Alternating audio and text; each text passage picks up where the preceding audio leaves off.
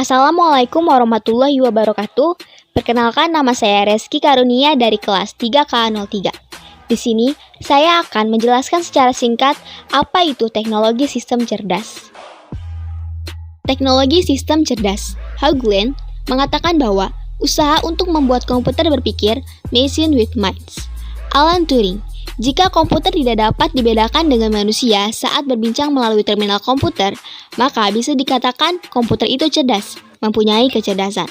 MC Leut and Cell, kecerdasan buatan, artificial intelligence, atau AI adalah aktivitas penyediaan mesin seperti komputer dengan kemampuan untuk menampilkan perilaku yang dianggap sama cerdasnya dengan jika kemampuan tersebut ditampilkan oleh manusia. Kecerdasan buatan atau artificial intelligence.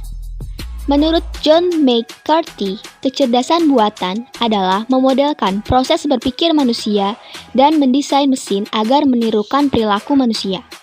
Menurut H.A. Simon, kecerdasan buatan adalah sebuah tempat penelitian, aplikasi, dan instruksi yang terkait dengan pemrograman komputer untuk melakukan sesuatu hal yang dalam pandangan manusia adalah cerdas.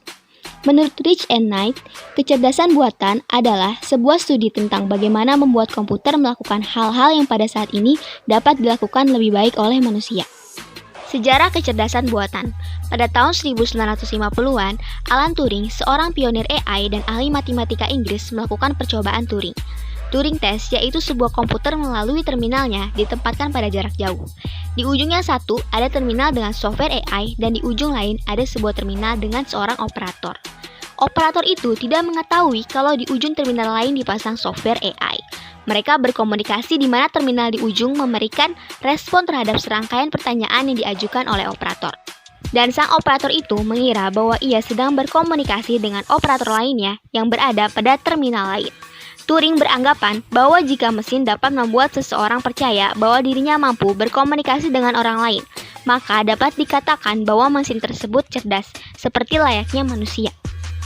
Perbedaan kecerdasan buatan dan kecerdasan alami. Kecerdasan buatan, pertama, ia lebih bersifat permanen.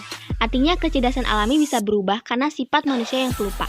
Kecerdasan buatan tidak berubah selama sistem komputer dan program tidak mengubahnya. Yang kedua, lebih mudah diduplikasi dan disebarkan.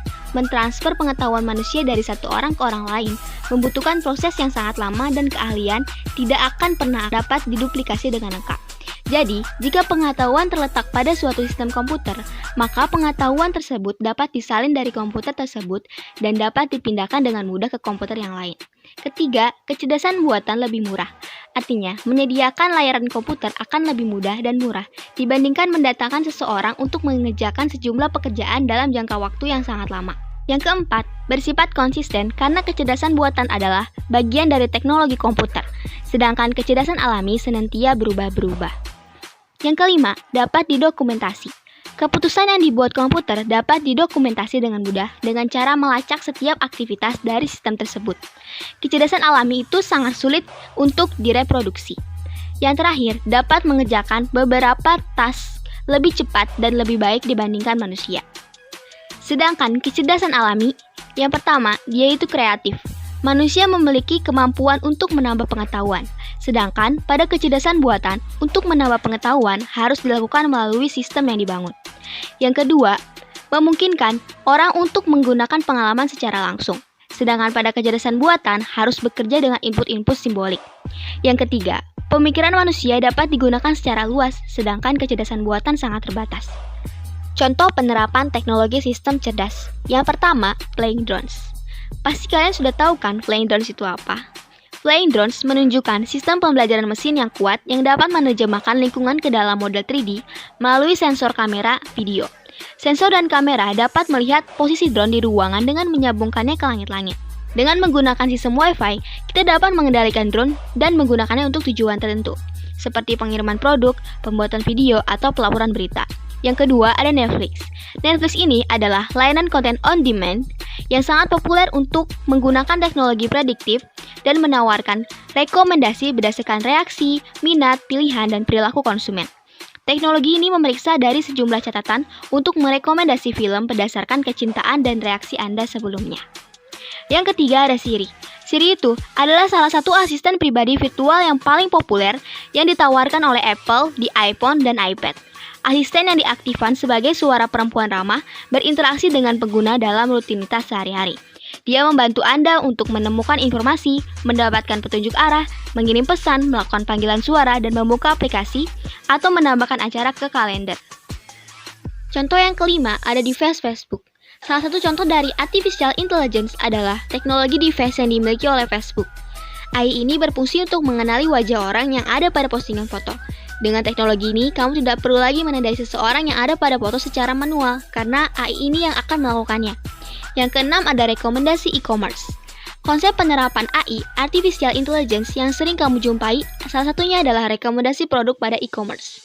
Mungkin kamu pernah berbelanja di salah satu e-commerce dan ketika kamu berbelanja ada produk-produk yang direkomendasikan untukmu. Produk yang direkomendasikan tersebut bukan dari seseorang yang memprediksi, kira-kira kamu beli apa ya? Tapi, produk rekomendasi tersebut merupakan hasil dari proses Artificial Intelligence. Kesimpulan, Artificial Intelligence atau AI atau kecerdasan buatan banyak mempengaruhi cara kita hidup dan berinteraksi. AI juga dapat menambah kemampuan diri kita dengan komputer dan semakin meningkatkan kemampuan yang kita miliki. AI akan terus berkembang dan pastinya banyak teknologi cerdas yang semakin bagus di tahun-tahun berikutnya. Jadi menurut saya kecerdasan buatan itu sangat berguna untuk kehidupan manusia. Karena tanpa kita sadari, AI selalu mempermudah seseorang dalam mengerjakan sesuatu. Seperti contohnya penggunaan komputer, penggunaan WiFi, dan lain-lain.